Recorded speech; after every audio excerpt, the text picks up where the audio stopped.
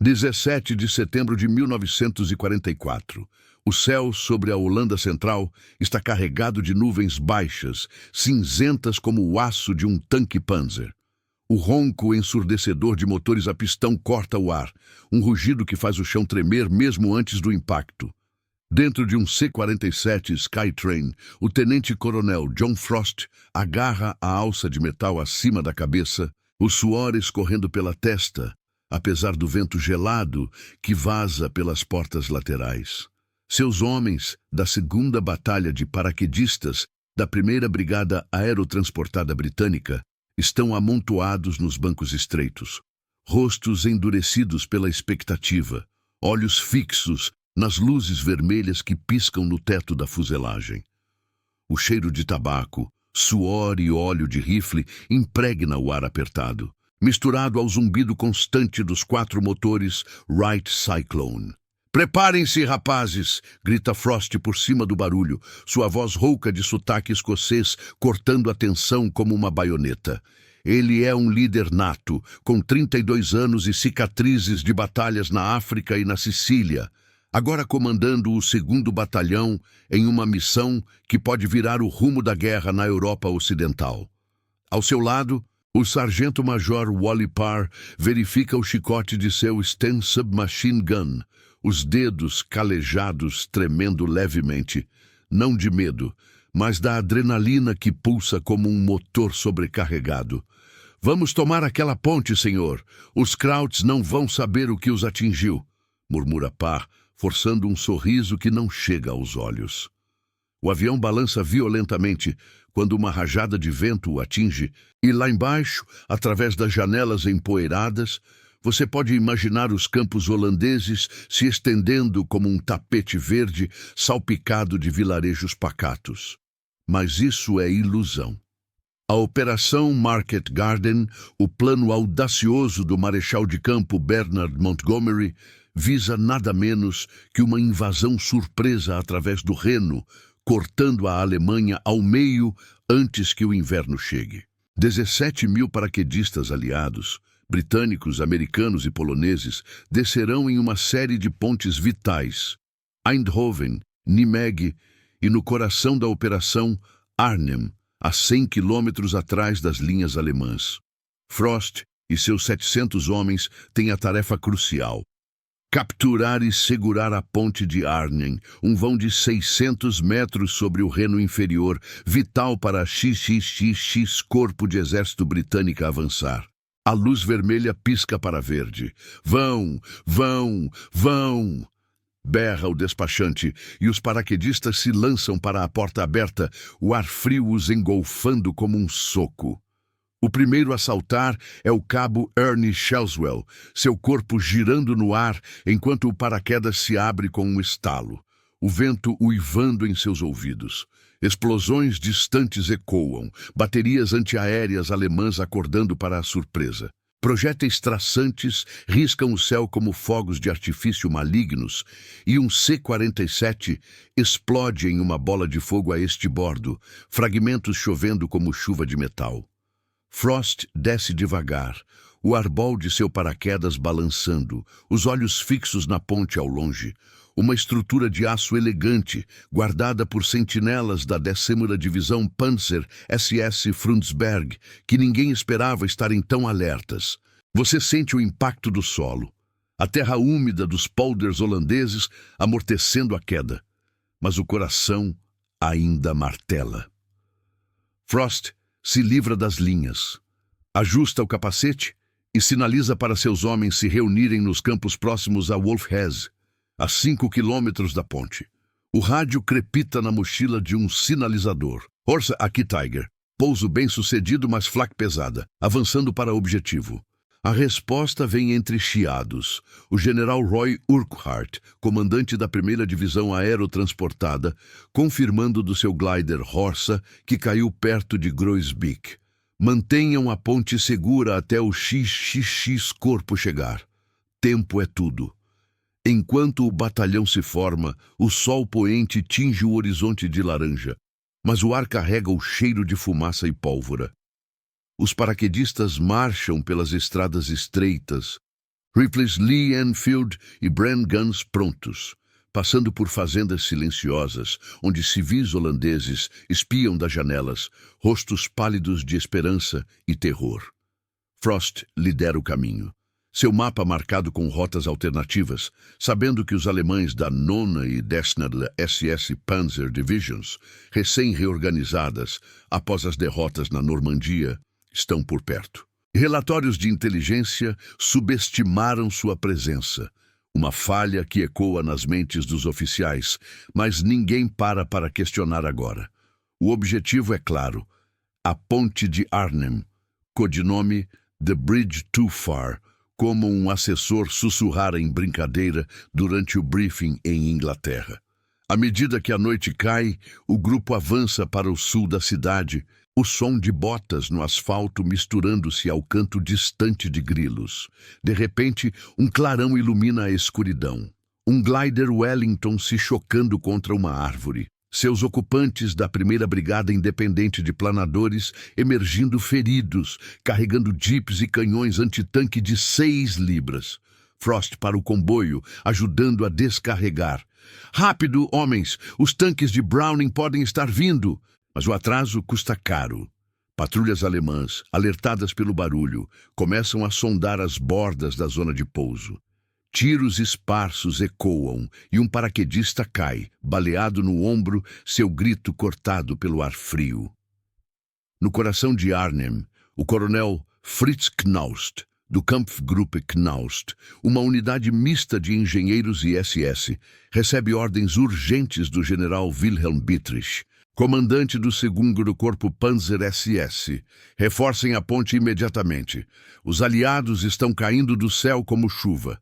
Tanques Panther roncam para a vida, seus canhões de 75 mm apontando para o rio, enquanto infantaria da 16ª Divisão Panzer Grenadier se mobiliza. Dietrich, um veterano de Kharkov, sente o cheiro de oportunidade. Os britânicos subestimaram a ferocidade alemã remanescente. Frost e seus homens chegam aos subúrbios de Arnhem por volta das 20 horas, o luar filtrando através das nuvens. A ponte surge à frente, imponente e intacta, iluminada por holofotes distantes. Mas algo está errado. O tráfego de veículos alemães cruza o vão e sentinelas patrulham as torres. Ataquem agora, ordena Frost, sua voz baixa, mas firme. Os paraquedistas se dividem em seções, rastejando pelos jardins e becos, o coração acelerado com o peso da missão. Você pode ouvir o clique de travas sendo engatilhadas, o sussurro de "Deus nos ajude" de um jovem recruta. Enquanto o primeiro tiroteio irrompe, rajadas de MP-40 alemãs respondendo aos Stens britânicos, Frost sabe que o relógio está correndo. O XXX Corpo, liderado pelo general Brian Horrocks, com seus tanques Cromwell e Sherman Firefly, está a dias de distância, preso em engarrafamentos no sul. Seguir a ponte é tudo, mas sombras se alongam na periferia da cidade, e o eco de artilharia pesada promete que a margem para erro já se estreita. Se quiser acompanhar outros relatos como este, inscreva-se no canal. A escuridão engole os primeiros heróis caídos, mas o destino da ponte e da guerra pende em um fio tênue, enquanto reforços inimigos convergem como lobos para a caça. O assalto, sob o luar. A ponte de Arnhem se ergue como uma sentinela de aço no escuro, seus cabos tensos, refletindo o luar fraco que perfura as nuvens. São 20h30 de 17 de setembro de 1944 e o tenente-coronel John Frost avança pela rua lateral de Beneden Westerwurtzeweg, o ar carregado de umidade do Reno próximo. Seus 700 paraquedistas da Segunda Batalha, agora reduzidos a pouco mais de 500 após os primeiros contatos com patrulhas alemãs, se movem em silêncio forçado, as botas abafadas no pavimento úmido. Você sente o cheiro de outono holandês, folhas molhadas e fumaça distante de chaminés, mas ele é sufocado pelo odor metálico de lubrificante de armas e suor nervoso. Frost, com seu casaco de combate sujo de terra, segura o mapa na mão esquerda, à direita, sobre o coldre do revólver Webley. Mantenham a formação. Seção A pela direita, B pela esquerda. Nada de tiros até o sinal. Sussurra ele para o capitão Tony Frank, que lidera o flanco com um Piatti antitanque pendurado no ombro. Do outro lado do rio, o coronel Fritz Knaust, no comando do Kampfgruppe Knaust, ouve os primeiros rumores pelo rádio de campanha. Seus homens, uma mistura de engenheiros da Wehrmacht e fanáticos da 10ª Divisão SS Panzer Frundsberg, correm para barricar as rampas da ponte com sacos de areia e minas Teller. Tanques Panther do 506º Batalhão Pesado SS roncam na escuridão, seus motores Maybach Bet-12 ecoando como trovões abafados, enquanto a artilharia de 88 mm é posicionada nas colinas próximas a Osterbeck. Knaust, um engenheiro endurecido pela Blitzkrieg na França, sabe que a surpresa aliada é real, mas sua unidade, reforçada por elementos da Noma SS Hohenstaufen, pode virar o jogo. Segurem a ponte a todo custo, o Reichsführer Himmler espera nada menos. Ordena ele por telefone de campo, a voz cortante como o vento que chicoteia as bandeiras nazistas nas torres. Frost sinaliza o avanço. Os paraquedistas rastejam pelos jardins dos subúrbios, passando por casas de tijolos vermelhos, onde famílias holandesas se encolhem no porão, o som de sussurros em holandês, misturando-se ao estalo de galhos sob os cotovelos. O sargento-major Wally Parr, à frente de uma seção, avista as primeiras sentinelas alemãs, 2 soldados da SS com fuzis Kar 98K, fumando despreocupados sob um poste de luz fraca. Agora, murmura Parr, e o primeiro tiro de Stein silencia um deles, a bala de 9 mm perfurando o crânio com um estalo surdo. O segundo alemão vira, gritando "Feind! Paraquedisten!" Mas uma granada Mills explode aos seus pés, lançando estilhaços que tingem o asfalto de vermelho. O caos irrompe. Rajadas de MP-40s respondem do alto da ponte. Balas traçantes riscando a noite como vagalumes assassinos. Frost grita ordens. Avancem para as rampas! Cubram os flancos! Seus homens disparam com Bren Guns. As rajadas automáticas de 303 cortando o ar, derrubando 3 alemães que correm para uma metralhadora MG-42. Você ouve o zumbido das balas passando perto, o impacto surdo nos corpos, o grito de um paraquedista ferido, o cabo Ernie Shelswell, atingido na perna, arrastando-se para trás de um muro enquanto o sangue encharca sua calça. Mantenham o fogo, não deixem eles reforçarem, berra o tenente David Russell, assumindo o comando local, seu rosto iluminado pelo clarão de um disparo. Em minutos, a seção de Frost captura a rampa norte da ponte, empurrando os defensores para o vão central.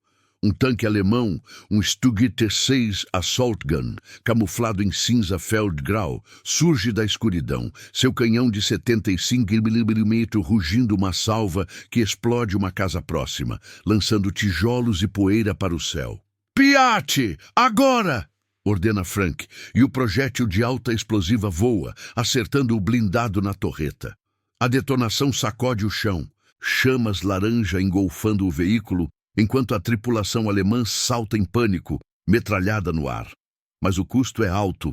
10 paraquedistas caem nos primeiros 15 minutos, corpos imóveis nos jardins ou pendurados nas grades da ponte. Enquanto isso, no quartel-general improvisado em um hotel em Arnhem, o general Roy Urquhart recebe relatórios fragmentados pelo rádio número 18. Seu glider Horsa pousara com sucesso, mas a dispersão das tropas, ventos fortes e fogo antiaéreo derrubando 20% das aeronaves, complica a reunião. "Frost está na ponte? Confirme", exige ele para o major Nigel Taylor, que ajusta a antena em uma janela estilhaçada. A resposta crepita.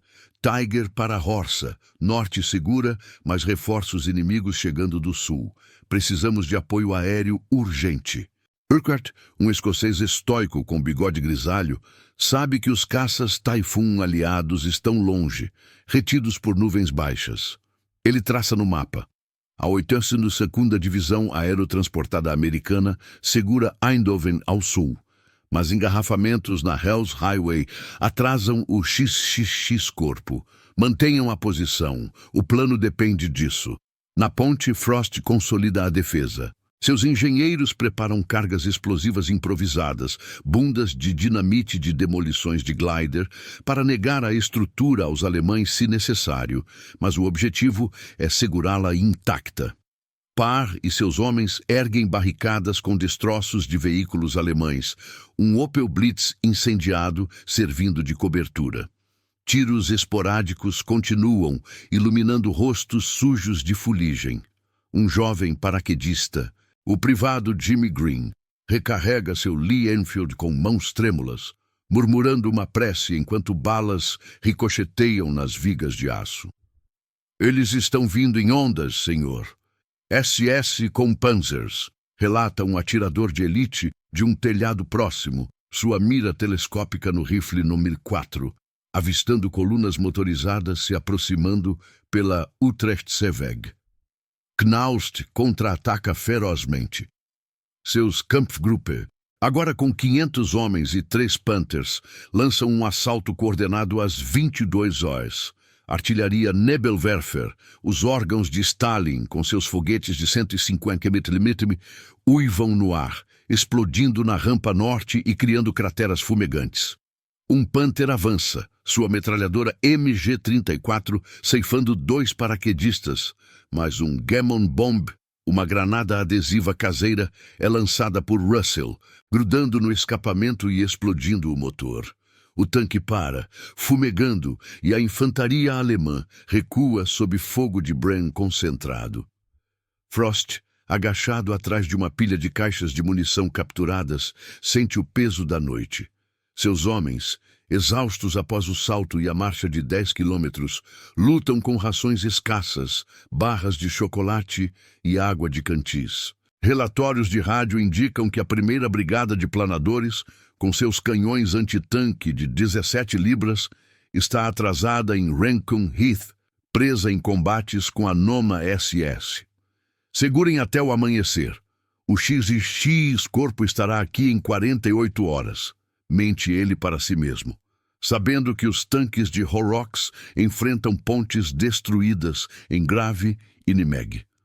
Um ferido geme ao seu lado. O curandeiro de combate aplicando morfina com mãos firmes, o cheiro de éter misturando-se à pólvora. A meia-noite traz uma calmaria relativa, quebrada apenas pelo gemido distante de feridos e o ronco de motores alemães se reposicionando. Bittrich, do 2º Corpo Panzer SS, em seu posto de comando em Dorwerth Castle, sorri friamente ao ler despachos.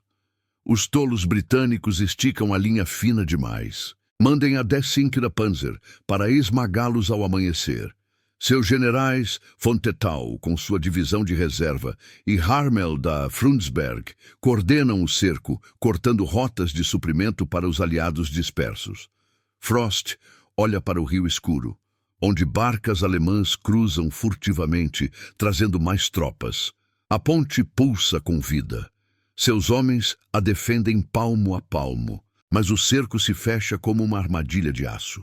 Um clarão no horizonte sul promete o dia, mas com ele virá a fúria total dos Panzers, e o tempo, esse inimigo invisível, devora as esperanças como chamas em palha seca. O amanhecer de ferro. O sol nasce pálido sobre Arnhem em 18 de setembro de 1944, um disco avermelhado que mal aquece o ar gelado do Reno. São 6 da manhã e o tenente-coronel John Frost acorda sob o peso de uma noite sem sono, encolhido em uma trincheira improvisada na rampa norte da ponte. O cheiro de terra úmida e pólvora queimada impregna tudo, misturado ao odor acre de feridos não atendidos, curativos encharcados de sangue coagulado e o gemido baixo de homens que lutam contra a dor com mordidas nos lábios. Frost esfrega os olhos injetados. o casaco de combate rasgado em um ombro, onde uma lasca de estilhaço roçou a carne. Ao seu redor, 400 paraquedistas sobreviventes da Segunda Batalha mantêm posições precárias, barricadas de sacos de areia capturados, veículos alemães virados de lado e até móveis arrastados de casas próximas. Você sente o tremor no chão quando um motor distante ronca a vida. Não o alívio de tanques aliados, mas o rugido ameaçador de um Panther se aproximando pela rodovia sul. Frost para Horsa. Situação crítica na ponte. Munição baixa. Feridos em 30%. Reforços alemães se maçando. Onde está o XXX corpo? Crepita o rádio número 18 nas mãos do sargento-major Wally Parr, que ajusta a antena com dedos sujos de graxa. A resposta do general Roy Urquhart vem entre interferências. O sinal fraco de Osterbeck. Tiger, aguentem. A 86ª americana capturou Grave, mas o comboio de Horrocks está preso em Son. Apoio aéreo a caminho, mas nuvens baixas. Urquhart, em seu posto de comando em uma casa em Hartenstein, traça linhas no mapa com um lápis gasto, o rosto marcado por rugas de preocupação. Seus 10.000 paraquedistas e planadores estão dispersos. A primeira brigada em Wolfhes luta contra a 9ª SS Hohenstaufen, enquanto poloneses da brigada Sobieski ainda não saltaram, retidos por mau tempo em Inglaterra.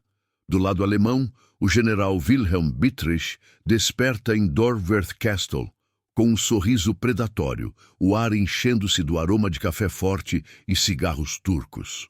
Seu 2º Corpo Panzer SS, agora com mais de 20.000 homens, cerra o laço ao redor de Arnhem. Avancem com tudo, a ponte é nossa, ordena ele ao coronel Heinz Harmel, da 10ª Divisão Frundsberg, que coordena o assalto principal. Tanques Panther e Jagdpanzer 470 roncam em colunas pela Utrecht-Seeweg. Seus canhões de 75mm e 88mm apontados para o norte, escoltados por infantaria da 16ª Panzergrenadier com MG-42Es e lançadores Panzerfaust. O Kampfgruppe von Tetau, uma força de reserva de voluntários holandeses e alemães, flanqueia pelo oeste, cortando estradas de suprimento. Bittrich, veterano de Kursk, sabe que Montgomery apostou alto. Agora é hora de cobrar o preço. O primeiro ataque vem às 7h, um rugido de artilharia que sacode a ponte como um terremoto. Foguetes Nebelwerfer uivam do sul, explodindo na rampa norte e lançando terra e metal para o ar. Você ouve o assobio agudo antes do impacto. Bum! E uma barricada desmorona, soterrando 2 paraquedistas sob destroços fumegantes. Fogo de cobertura! Bren nas janelas!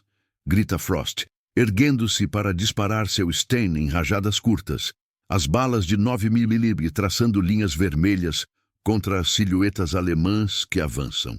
O capitão Tony Frank, com o Piat no ombro, mira um Stug Teis que surge de uma rua lateral, o projétil voando com um rush e explodindo o blindado em uma bola de fogo, chamas lambendo o ar frio enquanto a tripulação grita e foge.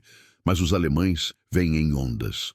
Uma companhia da SS Frundsberg, liderada pelo Hauptsturmführer Sepp Kraft, que por acaso estava de licença em Arnhem, contra-ataca ferozmente pelo leste. Seus homens, endurecidos pela Normandia, rastejam pelos telhados e becos, lançando granadas de haste e atirando com Kar-98Ks. Um paraquedista britânico, o privado Jimmy Green, é pego em uma rajada de MP-40, caindo de um telhado com um grito que ecoa sobre o rio. Eles estão por toda parte, senhor, flanqueando pelo rio, berra o tenente David Russell de uma posição elevada. Sua Bren Gun superaquecendo, o cano fumegando enquanto ele muda o tambor. Frost responde com uma seção de morteiros de 2 polegadas, os projéteis de 51mm caindo entre os atacantes, criando crateras e pânico. No ar, o suporte aliado falha. Caças Hawker Typhoon da RAF circulam alto, mas as nuvens densas e a falta de sinalizadores impedem ataques precisos. Um bombardeiro mosquito solta bombas em posições alemãs a oeste, mas erra o alvo, explodindo uma fazenda neutra e matando civis holandeses que fugiam pela ponte. Frost xinga baixinho, sabendo que seus homens dependem de suprimentos aéreos, rações, munição e morfina que os Stirlings e Dakotas tentam lançar, mas ventos os desviam para zonas controladas pelos alemães. Um Dakota é abatido por flak de 20 mm, caindo em chamas sobre Oosterbeek, seus paraquedistas com suprimentos queimando no ar como estrelas cadentes. Enquanto isso, em Hartenstein, Urquhart luta para reunir suas forças. O coronel Frosthold Granger, da 4ª Brigada de Planadores, relata combates pesados em Renkum. Nossos tetrarcas de 75 mm estão atolados na lama e a Noma SS nos empurra de volta. Urquhart envia mensageiros de moto para coordenar, mas rádios falham, baterias descarregando, antenas danificadas. Ele sabe que o XXX Corpo, com seus 20.000 homens e 2.000 veículos sob Brian Horrocks, avançou apenas 20 quilômetros em 24 horas, preso em emboscadas na Hells Highway. Tanques Sherman Firefly destroem pontes em Eindhoven, mas o ritmo é letal. Os britânicos na ponte têm 24 horas de munição, no máximo. Na ponte, o meio-dia traz uma pausa sangrenta.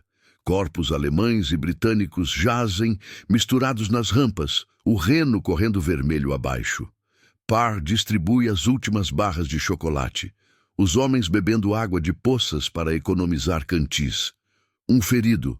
O cabo Ernie Shelswell, agora com a perna enfaixada, carrega munição apesar da dor, murmurando: "Pelo rei e pelo país, sargento." Frost, em uma reunião rápida atrás de uma pilha de caixas, traça planos. Reforcem o perímetro sul. Se os Panzers vierem de novo, usem as Gammon Bombs nos pontos fracos. Mas seus olhos traem o cansaço. 200 baixas em 18 horas. E os alemães, com suprimentos ilimitados de Dorsten, preparam o próximo golpe. Dietrich, bebendo conhaque em seu bunker, recebe reforços. A divisão Panzer-Lehr chega de Bruxelas com mais de 100 tanques. Cerquem e esmaguem. Montgomery sonhou alto demais, diz ele ao general Hans von Tetau, que lança ataques secundários pelo norte, isolando Oosterbeek. Um assalto às 14 ralos irrompe com fúria. 2 Panthers cruzam uma rua adjacente, seus canhões rugindo salvas que destroem uma barricada, matando 5 paraquedistas em um instante. Frank responde com o último Piat, mas o projétil falha e o tanque avança, sua MG-34 ceifando mais vidas. Russell lidera um contra-ataque corpo a corpo, baionetas fixadas nos Lee Enfields, o clangor de aço contra aço ecoando sobre o rio, enquanto ele crava a lâmina em um SS que grita "Heil Hitler!" no último fôlego. O sol poente tinge o céu de sangue e a ponte resiste, por enquanto. Frost olha para o sul, onde fumaça sobe de combates distantes, esperando o ronco salvador dos Cromwells. Mas o cerco aperta e sussurros de deserção alemã capturados revelam que Himmler ordenou a destruição total. A noite cai novamente, carregada de promessas sombrias, enquanto o eco de artilharia promete que a decisão final se aproxima, sem margem para retratação ou misericórdia. A queda é inevitável. A noite de 18 de setembro de 1944 se arrasta como uma ferida aberta sobre Arnhem. O ar frio do Reno, carregado de um silêncio quebrado apenas pelo gemido de feridos e o estalo ocasional de rifles. São 2 da madrugada e o tenente-coronel John Frost se agacha em uma posição improvisada na rampa norte da ponte, o rosto iluminado pelo brilho fraco de um isqueiro enquanto acende um cigarro roubado de um alemão morto. Seus olhos, fundos de exaustão, varrem o escuro. Barricadas de metal retorcido e corpos empilhados como lenha, onde 300 paraquedistas da segunda batalha ainda respiram, mas mal. Você sente o frio penetrando os ossos através do uniforme encharcado de suor e chuva fina. O cheiro de sangue seco misturando-se ao óleo queimado de tanques destruídos.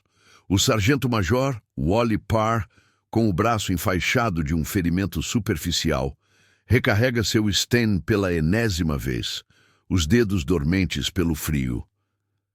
Eles vão voltar, senhor. Ouvi os Panzers se movendo ao sul, murmura ele, a voz rouca como cascalho sob botas. O rádio no Mij.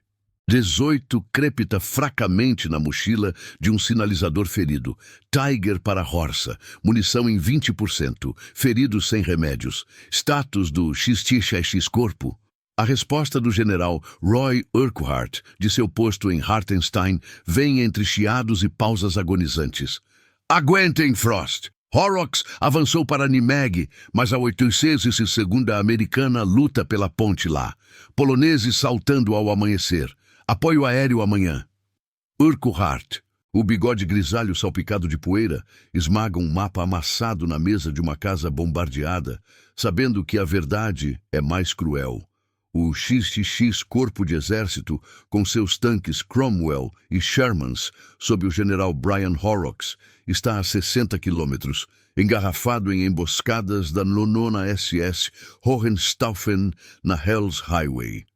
Suprimentos aéreos, caixas de munição, 303 e rações K caem errados. Capturados por alemães em Osterbeck, deixando os britânicos com facas e punhos como últimas defesas. Do outro lado do rio, o general Wilhelm Bittrich saboreia a vitória iminente em Dorwerth Castle, o ar aquecido por um fogão a lenha e o aroma de salsichas fritas para seus oficiais. Seu 2º Corpo Panzer SS, reforçados pela divisão Panzerlehr de Walter Model, totalizam 30.000 homens agora, com mais de 300 tanques e canhões de assalto. A ponte é o prêmio. Esmaguem os paraquedistas ao nascer do sol, ordena ele ao coronel Fritz Knaust, que coordena o cerco final com o Kampfgruppe von Tettau. Tanques Tiger primeiro roncam na escuridão da Utrecht-Seeweg. Seus canhões KBUK-88 de 88 mm apontados para o vão da ponte, enquanto infantaria da 10ª SS Frundsberg se infiltra pelos becos, carregando Panzerfausts e granadas de rombo. Bittrich, com cicatrizes de Stalingrado, ri baixinho ao ler relatórios. Os aliados subestimaram sua ferocidade remanescente, e Himmler, de Berlim, exige a cabeça de Montgomery em uma bandeja. O amanhecer de 19 de setembro irrompe com fúria alemã às 5h30. Um bombardeio que faz a ponte tremer como um animal ferido. Artilharia pesada de 105 mm e os uivos dos Nebelwerfers chovem sobre a rampa norte, explosões rasgando o ar e lançando estilhaços que ceifam vidas como foices. Você ouve o assobio antes do impacto. Bum! E uma barricada de sacos de areia voa pelos ares, soterrando o capitão Tony Frank e 3 homens sob uma avalanche de terra e metal. Fogo! Cubram o flanco sul! Berra Frost, erguendo-se para disparar rajadas de seu Webley, o revólver cuspindo chamas curtas contra as silhuetas que avançam. O tenente David Russell, assumindo o comando da seção central, ativa uma metralhadora Vickers capturada, as balas de Mapur 303 traçando linhas mortais, derrubando uma dúzia de SS que correm pela rua com baionetas fixadas em seus Kar-98Ks. Mas o assalto é implacável. Um Jagdpanzer IV 70, com seu canhão Paca-42 de 75 mm, surge de uma viela adjacente, sua salva perfurando uma posição britânica e explodindo munição armazenada em uma cadeia de detonações que ilumina o céu. O cabo Ernie Shelswell, arrastando a perna ferida, lança uma Gammon Bomb caseira, uma bolsa de explosivos plásticos, que gruda no blindado e detona, chamas engolfando o veículo enquanto a tripulação grita e salta para ser metralhada. No entanto, o custo é devastador. 50 paraquedistas caem em minutos, corpos rolando pelas rampas até o reno gelado abaixo. Parr lidera um contra-ataque desesperado, seus homens rastejando pelos destroços com facas e pistolas. O clangor de combate corpo a corpo ecoando. Um SS crava uma baioneta no peito de um recruta, só para ser estrangulado por outro britânico em fúria cega. No ar, o reforço polonês chega tarde. A primeira brigada de paraquedistas poloneses, sob o general Stanisław Sosabowski, salta de Stirling Bombers sobre a zona de Driel, mas fogo antiaéreo de 37 mm abate metade das aeronaves. Paraquedas flamejantes caindo como confetes sangrentos. Os poloneses, armados com rifles Bofors e canhões antitanque de 6 libras, lutam para cruzar o Reno em barcas civis, mas a nona SS os repele com morteiros. Urquhart, em Hartenstein, recebe o relatório pelo telefone de campo. Poloneses em terra, mas isolados. Nosso perímetro em Osterbeck encolhe. Ele envia o último jipe com suprimentos médicos, mas é emboscado por uma patrulha de von Tetau, o motorista baleado no volante enquanto pneus cantam no asfalto. Às 10 horas, a ponte começa a ceder. Knaust lança sua reserva. 2 Panthers cruzam o vão sul, seus canhões rugindo salvas que destroem as posições finais de Frost. Um projétil de 75 mm explode perto do rádio, silenciando as últimas transmissões. Diga a eles, segure até o fim, sussurra Frost a par, enquanto uma lasca o atinge no braço, sangue quente escorrendo pelo casaco. Os paraquedistas recuam para o último reduto, uma casa bombardeada na rampa, atirando de janelas estilhaçadas com as últimas balas.